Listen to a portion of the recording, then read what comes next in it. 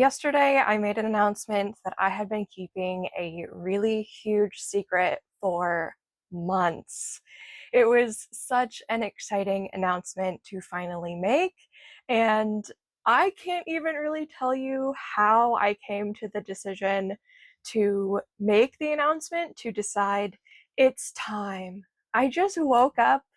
I was around chapter 20 of my second draft, and I said, I'm ready to talk about this. I'm ready to talk about all the things that I didn't realize were going to change between draft 1 and draft 2. I'm ready to talk about the process, the brainstorming, the getting information from other authors on the importance of mood boards and mapping and outlines and like all these things I went in just not knowing about because I'd never tried to write a book before.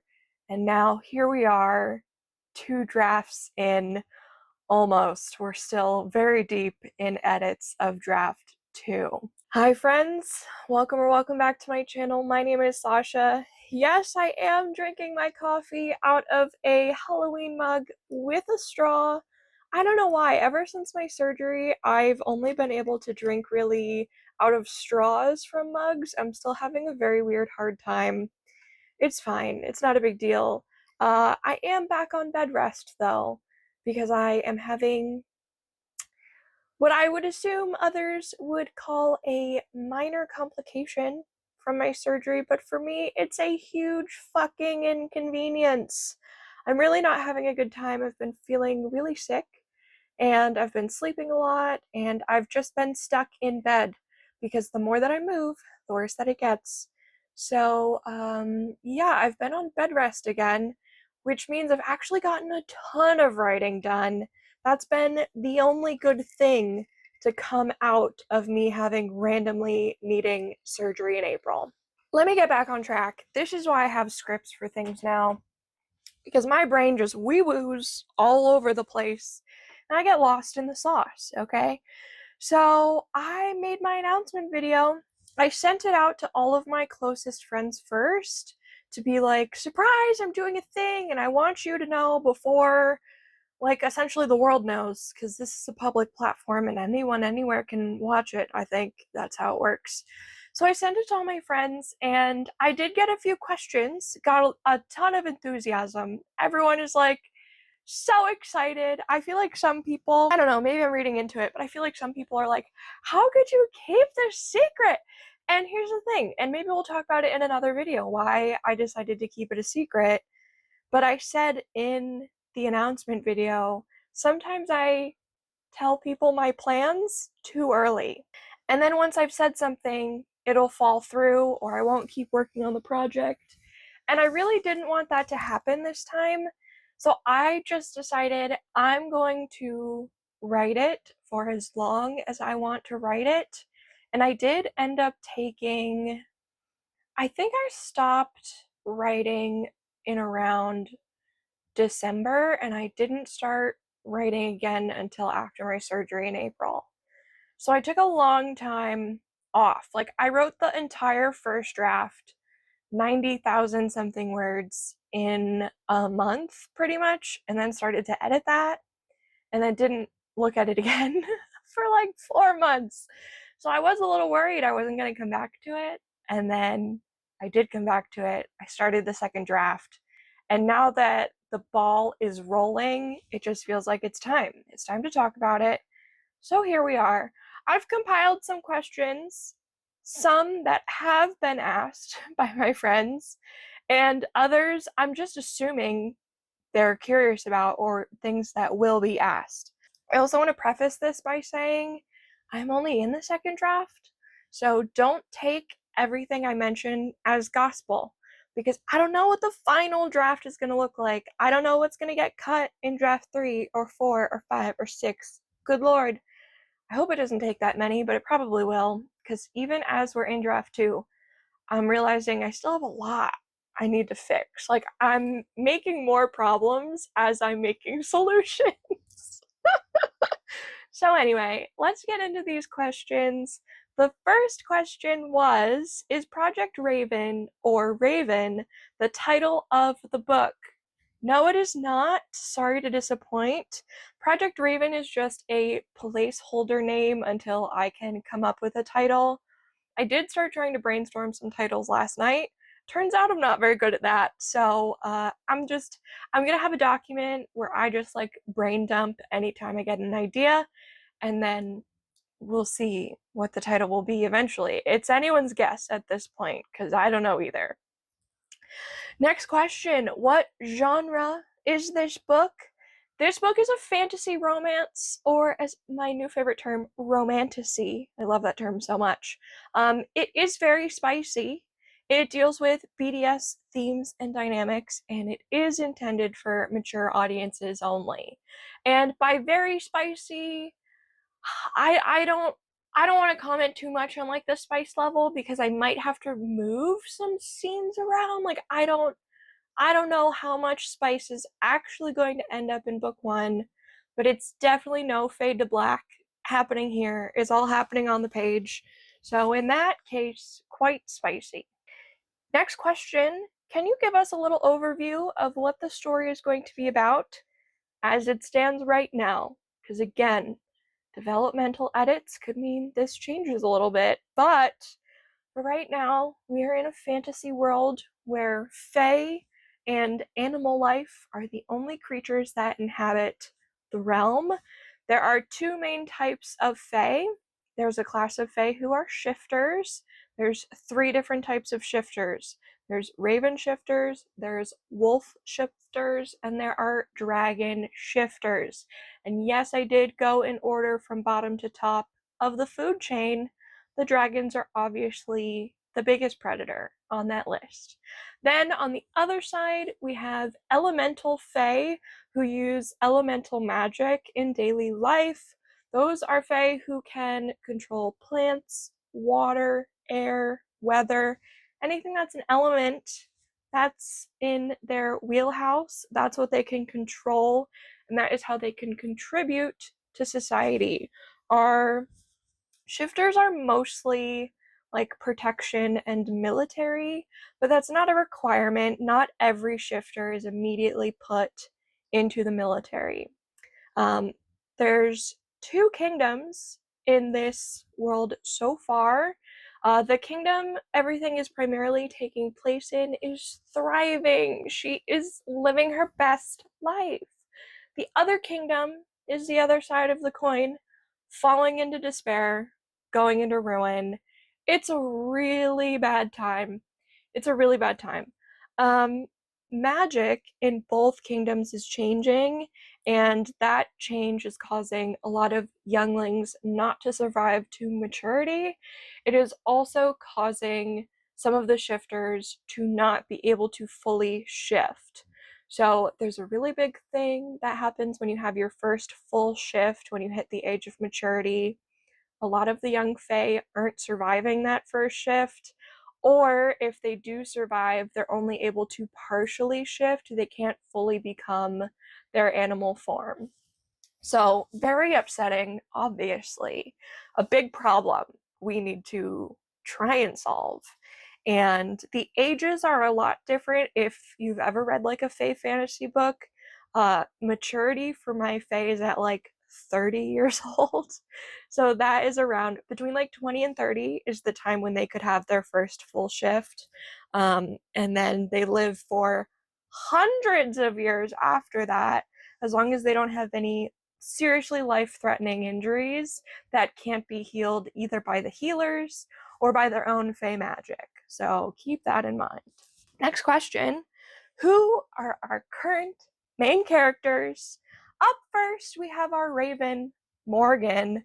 She is an orphaned shifter who is living in the thriving kingdom, and she is sort of like the central focus point of this book.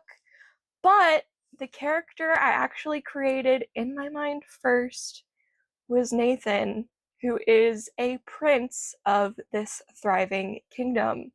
So I could even make a whole nother video talking about how I came up with this story, where it sort of stems from, where it comes from, because I think that's really interesting to talk about. So I might make that a whole separate video, otherwise we'll be here forever.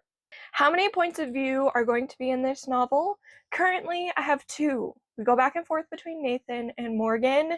In future novels, I do expect that there would be more points of views added. I have some big aspirations for this world. This is also something I could talk about in a future video, but I'm just going to kind of ramble at you right now. I could see this first series following Nathan and Morgan being at least 3 books long, but I do also see a spin-off series with 2 other characters who I haven't even made yet, being like a dual timeline type of thing, where both things are happening at the same time, but they're not really intersecting much, if at all. I haven't figured it out yet, but I could definitely see this being the main series and a spin-off series that's happening like at the same time, and then they might merge together towards the last book in each series. I don't know. That's my brainchild. That's my thought on it. Let's move on.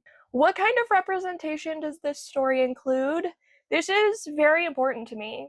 Whenever I'm reading a book, and especially since my eyes have been opened to diversity problems in novels, diversity problems in publishing, diversity problems in the world at large, I really made it a point when I sat down to write to include as many different characters as I thought I could write respectfully and from a place of my own experience.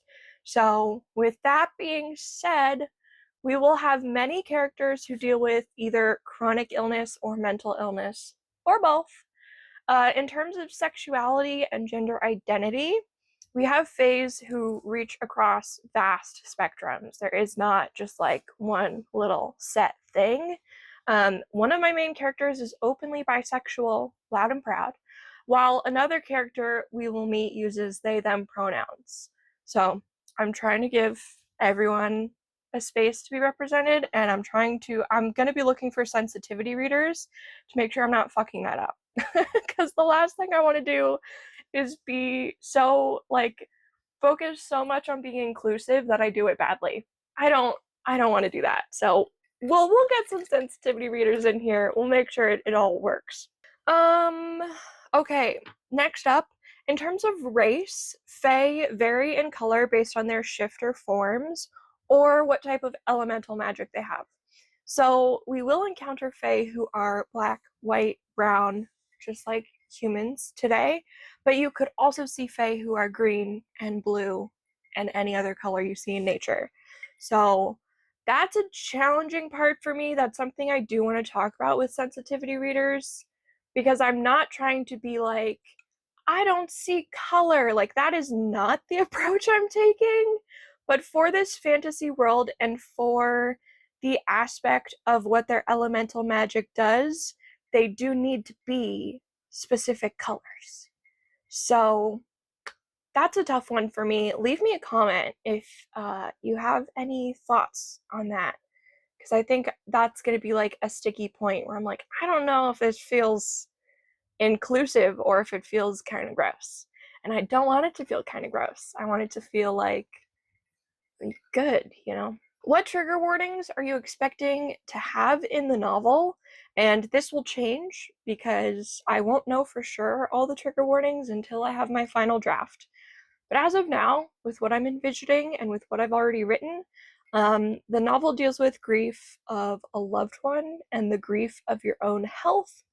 It also discusses drug abuse and limited discussions of self-harm, but it's the fae kind of like drug abuse, because obviously there aren't like drugs in my story, you know? The sex scenes are explicit. They're on the page, they are not fade to black, and so far we have at least one moment where a sexual encounter is not 100% consensual. So if that is something that might bother you, maybe this book won't be for you. It is very brief because I never want the R word or SA to be like a pivotal moment in my character's journey. And that's not to say that it can't be a pivotal moment in real life if that is something that's happened to you. But I don't want it to feel like trauma corn, if that makes sense. So it's something I'm really trying to avoid. I'm trying to make sure any injuries, any deaths make sense and are happening because it progresses the plot, and it's not happening just because, like, oh, wouldn't it be fun to hurt my characters here?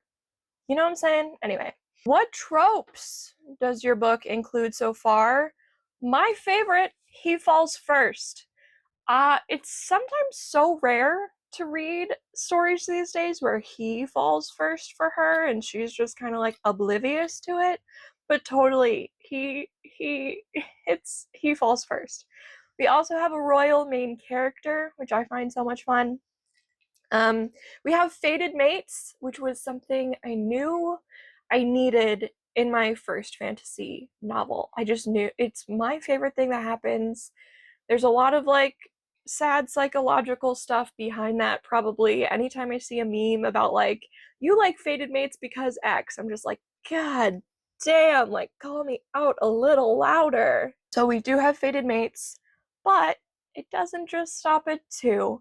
Because if we're really bringing in like BDSM elements, we're also bringing in some poly elements, we're bringing in some lie choose.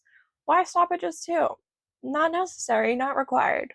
We have an independent female main character, which is a bit of a trauma response from her growing up as an orphan and not being able to trust anyone else.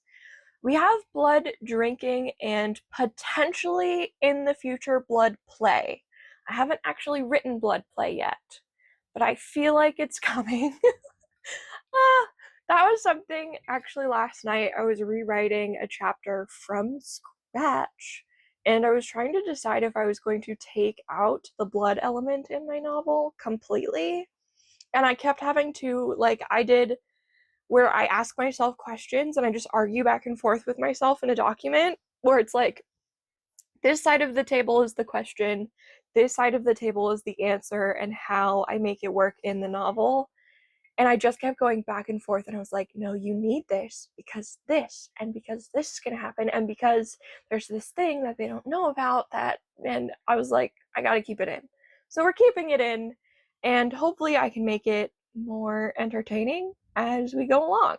I already talked about some BDSM dynamics, including power exchanges and restraints. There will also be fading magic, like we talked about. And then, obviously, why is the magic fading? We needed a quest for answers. So, those are the themes. Those are the questions I'm going to answer in this video here. My idea is that next time I'll be talking about what it was like to write my first draft, why I decided not to write an ending for that draft. I have still yet to write the end of this book in any iteration or form, and how my second draft is shaping out, and how it's stressing me out. I go back and forth between moments of being like so stressed where I just sit and stare and I'm like, how am I gonna fix this? Because as I'm thinking of how I need to fix it for this second draft to work, I have already realized so many things I need to fix now to make the third draft work. Because even though I've fixed the problems from the first draft for the most part, not totally, but from what I've rewritten so far, I'm on chapter like 30, which is there. It's gonna be anyway. That's another whole thing I need to like issue I'm having is how short my chapters are. Maybe they're too short because I keep switching POVs. So in the third draft, I'm gonna need to go through and actually check the lengths of each chapter and maybe just have POV breaks in between one chapter to make them longer. Because having 30 chapters at like 70,000 words, that feels like too many, right? Especially since this is probably going to hit over 100,000 by the time I finish it. And I don't know where I was going with this. We're going to be talking about the writing process from the first draft now to the second draft, how that's going for me. I mentioned some other things in this video I'd like to talk about. I already forgot. I don't know. That's all for me. That's all from me. Oh my gosh. I hope you're excited for this story. I'm thrilled. Like I said, I tend to get ahead of myself sometimes. I'm pretty sure I've picked out my pen name, which can be a whole nother video, because I'm not going to totally write under my legal name. And now that I've picked that out, I kind of want to start a Twitter, and I kind of just want to jump ahead and start my author website, but I shouldn't do that yet. I could maybe do the Twitter. I probably need to get a Gmail account. I literally have like 7 Gmail accounts. That is so stressful to me. I need to maybe delete some of them that I don't use, because holy shit, that's too many. This is what I mean when I say I will start projects and then abandon them, and then I just have all these Gmail accounts for those projects that are not going to go anywhere. So maybe that's my first step. Maybe I should put that on my schedule. Let's delete my Gmail accounts I no longer use, and then once I've cleaned up my internet footprint a little bit, then I can make a new Gmail account. Then I can start my Twitter. The whole reason I even want to do this is because I made the most beautiful mood board the other day, and I want to share mood boards. I want to share little snippets of what my characters are saying to each other. I want to share songs that are like, this character would vibe so hard to this song. I just want to share the mood and the vibes and the good times, and I should probably start following some agents that I would be interested in querying when I'm ready for that. I'm not ready for that. I am nowhere near ready for that. I'm probably an entire draft and a half away from beta readers. I don't know, maybe not. Maybe I can finish draft 2 and do some line edits and then send it to beta readers and just get feedback before I start draft 3. This is why I was so excited to start making these videos, because I can verbalize all of my thoughts and questions into the void. And even if no one answers, I hope someone answers. Even if no one answers back, I can at least get it out of my brain and proceed with something. Thank you so much for being here. Thank you so much for watching. I'm gonna go do something else. I will see you guys next time. Goodbye!